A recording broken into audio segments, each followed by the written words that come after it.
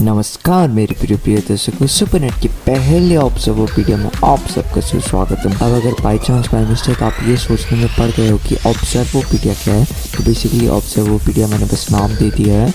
Actually में हम यहाँ पे ब्रेक डाउन करने वाले हैं और हमारा पहला ब्रेक डाउन होने वाला है सीहल के ट्रेलर पर। तो यार अब इतनी डायलॉगबाजी नहीं करते हैं समय वामा के ऊपर, तो डायरेक्ट शुरू करते हैं यार। ऐसे भी मेरे पास बहुत कम टाइम बचा है। ना मरने नहीं वाला हूँ, बट मरने के जितना जो इक्विवेलेंट एक चीज़ होती है जिसे प्यार से हम EXAM बोलते हैं, एग्ज़ाम, वो शुरू हो रहा है मेरा। तो यार बीच में वीडियोस कम आ सकती है और अभी आ भी रही हैं, तो यार प्लीज़ सपोर्ट करते रहना। पर इसलिए मैंने ये ब्रेक डाउन बस बनाया, बस आप लोगों के लिए बनाया, तो प्लीज़ पूरा देखना। तो ट्रेलर की स्टार्टिंग में हमें अपनी ब्रूस बैंडर की वॉइस बैकग्राउंड में सुनाई देती है और ठीक 3-4 सेकंड बाद ही हमें ऐसा कुछ रेड कलर का बैकग्राउंड में दिखाया जाता है जो कि मोस्ट प्रोबेबली किसी डेंजर को सिंबलाइज करता है। और इससे मुझे falcon and the winter soldier की एपिसोड 6 की याद आ गई, क्योंकि उसमें फ्लैग स्मैशर्स ने भी GRC में कुछ इस तरह से ही अटैक करते हुए किया था, जिसमें हमें ऐसे रूम में कुछ ऐसे दिखाया जाता है कि लाल रंग आ गया था और हो सकता है कि इसका कनेक्शन उससे हो। अब उसके कुछ पल बाद हमें एक गाड़ी पलटी हुई दिखाई जाती है और इससे मुझे मून नाइट की ट्रेलर की याद आ गई, जिसमें स्टीवन वैन चला रहा होता है और फिर अचानक से नीचे कहीं गिर जाता है। उसके कुछ देर बाद हमें सी हल्क यानी कि जेनिफर वाल्टर्स की आवाज़ आखिर में सुनाई देती है और वो ऐसा खुद को इंट्रो करती है और वो लॉयर है कि ऐसा बोलती रहती है, यार अब नहीं लिखा है हमारे ज़िंदगी में लॉयर बनना, तो हम क्या कर सकते हैं। तो यार उसके बाद वो कहती है कि उसके पास बहुत अच्छे मित्र यानी कि दोस्त यानी कि फ्रेंड्स हैं। और उसके बाद उसकी एक दोस्त को दिखाया जाता है जिसका नाम निकी है और उसके अगले सीन में एक और वाइट ड्रेस पहनी हुई बंदी को दिखाया जाता है। और इसके बारे में जानने के लिए मैंने थोड़ी सी कॉमिक खाने में जब एंट्री मारी तो मुझे पता चला कि इसका नाम एमिलिया है और टोटल 2 सुपर हीरो है एमिलिया नाम से। पहला एमिलिया वॉट और दूसरा एमिलिया वेदरली। अब यार प्रोनाउंसिएशन रॉन्ग हुआ है तो मुझे माफ़ करना, मुझे बख्श दो। बेसिकली जो एमिलिया वॉट थी वो एक म्यूटेंट पैदा होती है और उस कारण इसे बहुत हेट मिलता है और इसे घर वाले भी इसको नहीं चाहते हैं और इसलिए वो नर्स बनकर इंडिया में माइग्रेट हो जाती है, यानी कि इंडिया में आ जाती है। और दूसरी वाली एमिलिया वेदरली वो एक नेमेसिस है। पर अब देखो यार, फॉक्स के सारे कैरेक्टर्स के राइट वापस से मार्वल स्टूडियोज के पास आ चुके हैं, तो अब इसके कारण एमिलिया वॉट को इंट्रोड्यूस करना एक वाजिब तरीका रहेगा, एक कोई फॉक्स के कैरेक्टर वो MCU में लाना। अब एमिलिया के शॉट के बाद हमें एक बंदे को दिखाया जाता है जो कि मोस्ट प्रोबेबली जेनिफर का फ्रेंड ही होगा और उसके पीछे GLKH लिखा रहता है और जिसका फुल फॉर्म है गुड मैन, लीबर, गर्ल्सबर्ग एंड हॉलीवुड। और एक 4 जनों ने मिलकर एक लॉ डिवीजन बनाया था अगेंस्ट ये सुपर ह्यूमन ये सब एक लॉ डिवीजन बनाया था कि कंट्रोल कर सके सुपर पावर्स को, ऐसे फालतू में ना कर सके, जैसे कि सिविल वॉर में दिखाया था कुछ वैसा ही। और जो GLKH लिखा रहता है वो लगभग नहीं, एक ईस्टर एग था, जैसे कि हमें पहले सी हल्क की जो ऐसे पोस्टर दिखाई गई थी ना, उस डिजाइन में ही GLKH लिखा रहता था। ये प्रोबेबली एक ईस्टर एग था उस पुराने पोस्टर के लिए। उसके अगले शॉट में जेनिफर और निक्की एक रेस्टोरेंट में बैठे हुए रहते हैं, जहाँ पे बेसिकली निक्की उसे समझाने की कोशिश कर रही होगी कि तुम्हारी पावर्स बहुत कूल है और तुम सुपर हीरो हो यार। और वो ऐसा इसलिए बोलती होगी क्योंकि मोस्ट प्रोबेबली जेनिफर बोल रही होगी कि उसे ऐसा नहीं करना था, उसे एक नॉर्मल लाइफ चाहिए थी यार।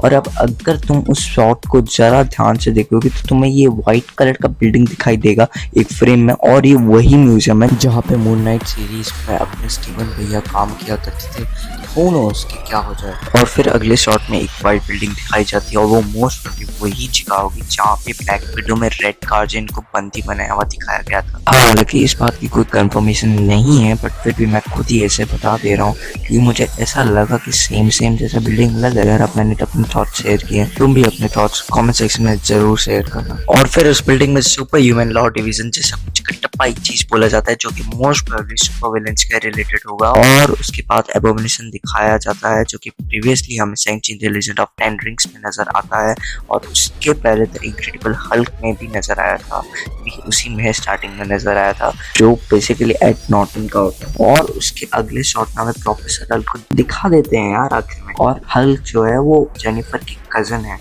यानी कि ब्रूस बैनर जेनिफर का कजन है। और कॉमिक खाने में मैंने ऐसे थोड़ी एंट्री मारी तो पता चला मुझे जेनिफर को पावर्स उसके कजन ब्रूस बैनर से इमरजेंसी में ब्लड लेना पड़ता है, तो उसके कारण वो सी हल्क बन जाती है, उसमें ट्रांसफॉर्म हो जाती है। और अब देखने की बात ये होगी कि सीरीज में भी क्या इसकी यही टाइप की ओरिजिन दिखाई जाएगी या फिर कुछ ऐसे छेड़छाड़ किया जाएगा ओरिजिन के साथ। तो बेसिकली कॉमिक्स में कुछ ऐसा हुआ था कि जेनिफर एक एक्सीडेंट से मतलब हो जाती है यार, एक्सीडेंट हो जाता है उसका, अच्छी हेल्थ नहीं बनी थी, तब तक नॉर्मल इंसान थी।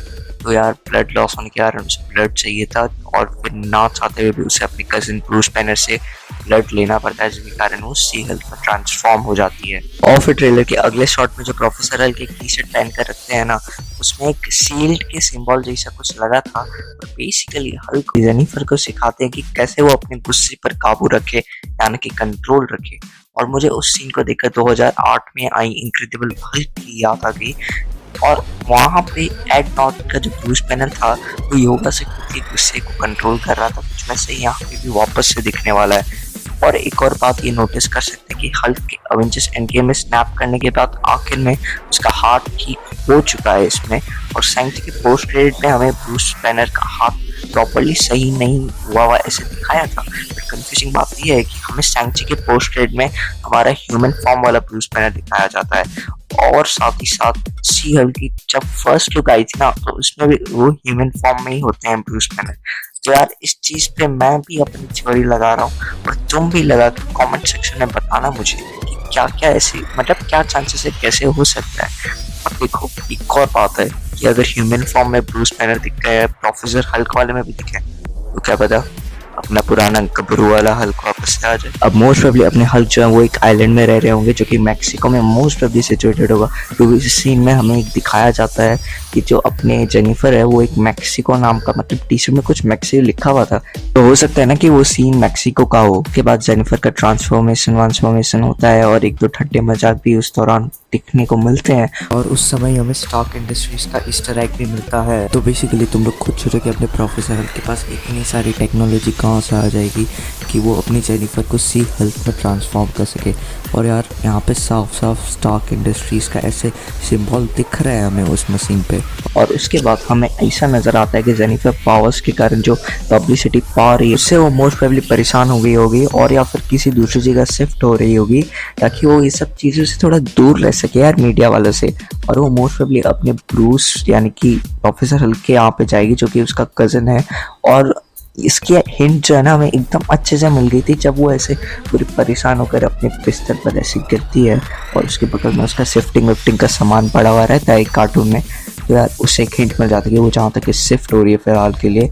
और उस समय बैकग्राउंड में हमें कुछ पोस्टर्स और कुछ फोटोज नजर आ रहे थे, तो उनमें से एक में लिखा रहता है अ मिडसमर नाइट ड्रीम, जो कि असल में एक प्ले मंजे एक स्टोरी है जिसे उन्होंने लिखा है, जिसका नाम हमने, तुमने, मैंने, हम सब ने स्कूल लाइफ में बहुत सुना है और उनकी राइटिंग पढ़ी भी है। टीचर की हैंडराइटिंग की बात नहीं कर रहा हूँ, ना ही अपनी क्रश की हैंडराइटिंग के बारे में बात कर रहा हूँ, विलियम शेक्सपियर के बारे में बात कर रहा हूँ। उसके बाद हमें कुछ कैलिफोर्निया के किसी नेशनल पार्क का पोस्टर दिखाई देता है और उसके पास एक पोस्टर में लिखा रहता है द ग्रेट नॉर्थ वेस्ट, वैसे कुछ दिखाई देता है जिससे पता चल जाता है कि ये पक्का कैलिफोर्निया दिखाया जा रहा है। और नेशनल पार्क वाला पोस्टर के ऊपर में सेव द अर्थ लिखा रहता है और कैलिफोर्निया में वो असल में एक नॉन प्रॉफिट ऑर्गेनाइजेशन भी है। अब नॉन प्रॉफिट ऑर्गेनाइजेशन से याद आया कि आजकल साइबर क्राइम बहुत ज़्यादा बढ़ रहा है। नहीं, मुझे कोई स्पॉन्सर नहीं मिला है जो मैं प्रमोशन करूँ उसका बैठ के। तो बेसिकली छोटी वीडियो टाइप की है और उसमें असमिस और इंग्लिश दोनों को यूज़ किया गया है। और अगर तुम्हें असमिस नहीं आती तब भी तुम इस वीडियो को देख सकते हो, तुम्हें समझ आ जाएगी। और हाँ, मुझे किसी ने ये वीडियो मतलब प्रमोट करने के लिए और नहीं बोला, वैसे मैं कौन सा इतना पॉपुलर हो गया हूँ जो मेरे पास प्रमोशन के लिए आएंगे, पर आएंगे एक दिन, ठीक है। तो यार मैं खुद ही इसे प्रमोट कर रहा हूँ क्योंकि इस वीडियो के लोगों के साथ मेरा कुछ अटैचमेंट है। और हाँ, इसमें मैं एकदम भी नजर आने वाला नहीं हूँ और मेरा कोई भी रोल नहीं, कोई क्रेडिट नहीं, मैं इसका हिस्सा भी नहीं हूँ, मुझे पता भी नहीं था ऐसा बना है। बट यस, कुछ अटैचमेंट है उन लोगों से, तो मैंने यहाँ पे ऐसे कर दिया है। तो यार लिंक डिस्क्रिप्शन में और ऊपर में आई बटन में भी दिख रहा होगा, तो प्लीज़ जाके चेकआउट कर लेना।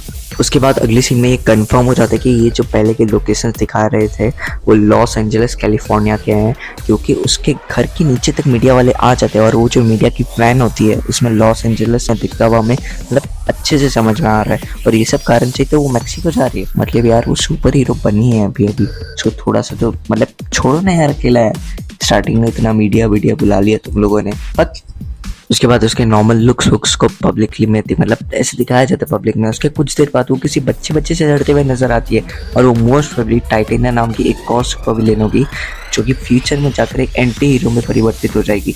और यार अब इसके ओरिजिन के बारे में बात करें तो मैं इसको ओरिजिन को मतलब इसे शॉर्ट में कवर करना चाहता हूँ, इसलिए मैं इसे इसके ऊपर मैं एक शॉर्ट बना दूंगा। मतलब शॉर्ट में कवर करना है इसका ओरिजिन को, इसलिए शॉर्ट बनाऊंगा। मस्त जोक मारा रे, ये हंस रे हलकट हंस।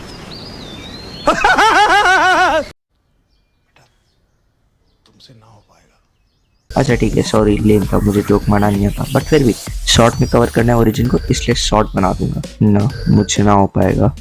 उसके बाद वापस से रेस्टोरेंट वाला सीन दिखाया जाता है जिसमें हमें लिटरली आयरन मैन का हिंट मिलता है जब वो बोलती है, यानी कि जेनिफर बोलती है कि एवेंजर्स तो सिर्फ बिलियनर्स, नार्सिसिस्ट और एडल्ट ऑर्फन्स के लिए। That is for billionaires and narcissists and adult orphans for some reason. तो सबसे पहले मुझे ऐसे बैटमैन जैसा वाइब आया, बट फिर मैंने सोचा ना ये MCU है, DC नहीं है। फिर मैंने थोड़ा दिमाग लगाया तो हाँ ये आयरन मैन का हिंट है।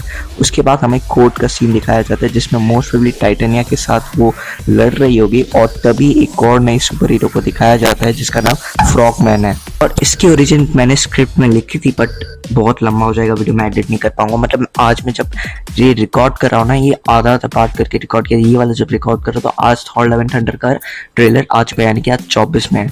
अब आप जब ये वीडियो देख रहे होंगे, मुझे नहीं पता कौन सा तारीख है, तो यार बेसिकली बहुत वीडियोस लेट आ रहे हैं, आई एम सॉरी, मेरा बहुत बिजी शेड्यूल हो रहा है, ऊपर से मेरा वो भी आ रहा है, छोड़ो, और ऊपर से मैं पता है मैं कौन हूँ, छोड़ो यार, आइडेंटिटी रिवील अभी नहीं कर सकता, आईडी अभी रिवील नहीं कर सकता, तुम सबको पता है, लेकिन हाँ वीडियोस लेट आएगी। तो बेसिकली इसकी ओरिजिन को भी मैं एक शॉर्ट में अच्छे से शॉर्ट में कवर लूंगा, मतलब शॉर्ट में शॉर्ट तरीके से अच्छे से कवर करूंगा, ठीक है ना। तो यार मैं ये सब ठट्टे मजाक करते ना तुम, so get used to it. और यार मुझे पर्सनली इसकी जो ओरिजिन स्टोरी थी वो एक इंडियन मैथोलॉजी की स्टोरी से बहुत हद तक रिलेटेबल लगी। आपको प्रहलाद की स्टोरी याद होगी जो कि विष्णु भगत थे और उसके पापा जो थे वो एक असुर जिनका नाम राजा हिरण्यकश्यप था, और वो एक मतलब असुर थे यार, तो ऑफकोर्स विष्णु भगवान के अपोजिट मतलब ऐसे एंटी रहेंगे ना, और उनको एकदम ही अच्छा नहीं लगता कि उनका जो बेटा था वो प्रहलाद जो था वो विष्णु भगवान की पूजा वूजा करता था, तो उसने काफ़ी बार प्रहलाद को मारने की कोशिश की, बट आखिर में विष्णु भगवान ने अपने भक्त की मदद की। वो नरसिंह वाले अवतार में आकर ऐसे दीवार को छीड़ कर निकलते हैं और फिर वो अपनी भक्त की रक्षा वक्षा करते हैं, उसके पिता का यानी कि असुर का जो होता है असुर राजा हिरण्यकश्यप उसका वध करता है। तो बहुत हद तक मुझे ऐसे रिलेटेबल लगा। अब अगर तुम लोग ओरिजिन समझ पा रहे तो प्लीज़ कमेंट सेक्शन में बताना कि इसकी कॉमिक्स में क्या ओरिजिन है।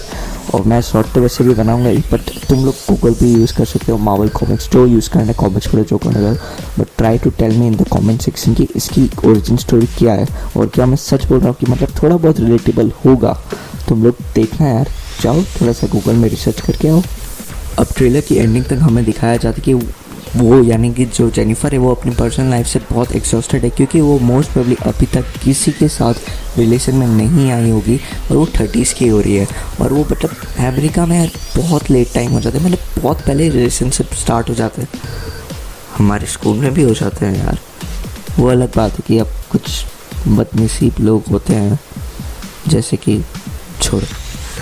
और उसके बाद वो मतलब रिलेशन में आने के लिए इतनी ज़्यादा वो एक्साइटेड मतलब हो जाती है यार, होता है यार चेंजेस इतना साल बाद मतलब होता है, समझ लो। तो मैचर नाम की किसी डेटिंग वेबसाइट पर यानी कि ऐप पर जाती है और वहाँ पे वो सी हल के नाम से ही अकाउंट बनाती है, और वहाँ पे केविन फेगी का भी एक ईस्टर एग मिलता है जब केविन नाम का एक बंदा उसके डेटिंग ऐप पर पॉइंट आउट होता है। फिर हमें जो ये मसल मैन दिखाई देता है वो एक WWE का एक मतलब पार्ट रह चुका है जिसका नाम डेविड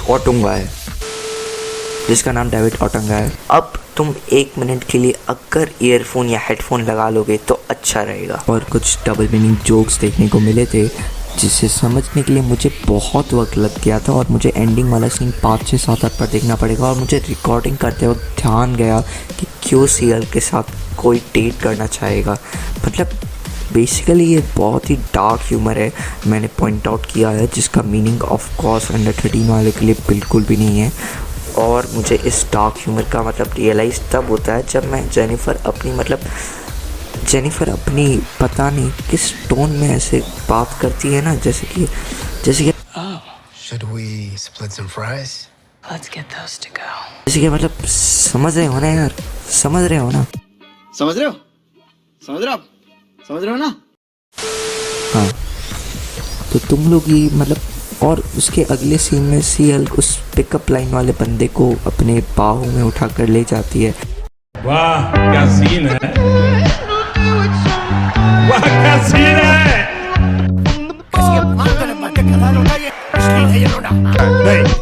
और उसके बाद ट्रेलर में नहीं दिखाया गया। अरे कहना क्या चाहते हो? रुको जरा, सबर करो। पर शायद तक मतलब ऐसा कुछ अबे जल्दी बोल, कल सुबह पनवेल निकल। होगा यार, तुम समझ जाओ। तू समझा? हाँ। नहीं, तू समझा नहीं। हाँ ये कर लो पहले। तो रहने दो फिर। क्यों मतलब ऐसे बॉडी चेंजेस आते हैं ना, तो यार मतलब बड़ा हरामी हो। ऐसे मतलब कुछ चीज़ों के टाइम में ऐसे बॉडी के आकार में ऐसे चेंजेस आता है। समझ रहे हो? समझ रहे हो? समझ रहे हो ना? नहीं बड़ा हरामी हो बेटा। नहीं हाँ ये कर लो पहले। इतने तेजस्वी लोग हैं हमारे पास। तो सी हल्क है यार, वैसे भी हल्क का क्या हालत होता है ब्रूस बैनर से हल्क में जब वो ट्रांसफॉर्म होता है। क्या बोला तूने? तू समझा? हाँ। नहीं, तू समझा नहीं। समझ रहे हो? समझ रहे हो? समझ रहे हो ना? प्यारी समझ गई। बड़ा हरामी हो बेटा। हाँ ये कर लो पहले। नहीं तो यार तुम लोग चाहो तो आपके कान में जो औजार लगाए थे ना, मैंने कान में जो ऐसे औजार मैंने ईयरफोन हेडफोन नाम के जो लगाए थे ना, उसको अब तुम निकाल सकते हो कि अब कुछ और इस सब मीनिंग में नहीं करने वाला। वैसे भी तुम लोग समझ ही गए हो कि मैं इतना संत शायद चाहूँगा जिसको बाद से पर एंडिंग को देखना पड़ा। तो बेसिकली आज के इस वीडियो को यहीं पे ख़त्म करते हैं। तो यार आज के वीडियो में अगर आपको कुछ अच्छा ना लगा हो तो यूट्यूब ने एक बहुत अच्छी चीज़ का फॉर्मेशन किया है जिसका नाम कमेंट सेक्शन है। तो कमेंट सेक्शन में कमेंट कर देना। अगर आपको हमारा काम अच्छा लगा हो तो हमारे अगली वीडियोस भी देखते रहिएगा। तो सुपर नेट की अगली वीडियो आने तक के लिए stay tuned to Super Net, और तब तक के लिए रहिए सुपर।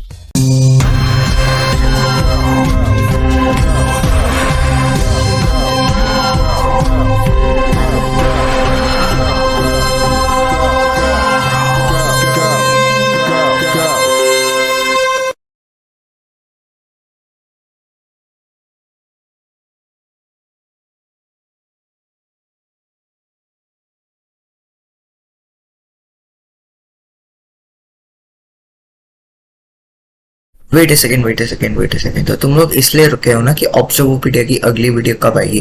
तो यार थॉर लव एंड थंडर का जो सेकंड ट्रेलर है वो आ चुका है, मुझे उसका ब्रेक डाउन करना भी है। बट वो यार मोस्ट प्रोबेबली बहुत लेट मैं अपलोड करूंगा। बट हाँ, अपलोड जितना हो सके मैं ट्राई जरूर करूंगा अपलोड करने का, क्योंकि अभी बहुत बिजी शेड्यूल चल रहा है। मेरा एग्जाम आ रहा है और एग्जाम खत्म जिस दिन होगा वैसे मुझे आउट ऑफ स्टेशन जाना पड़ रहा है। और मैं मोस्ट प्रोबेबली 6 तारीख को मेरा आउट ऑफ स्टेशन जाने का प्लान है और 8 तारीख को मिस मार्वल रिलीज हो रही है। और पहले 2 दिन मैं वहीं पे रहूँगा जहाँ का मतलब पे नेट उतना अवेलेबिलिटी नहीं है। बट चिंता मत कीजिएगा, मैं मिस मार्वल का भी ब्रेक डाउन करते रहूँगा हर एपिसोड का। इस पर पक्का वाला प्रॉमिस है ये। तो चलिए बाय।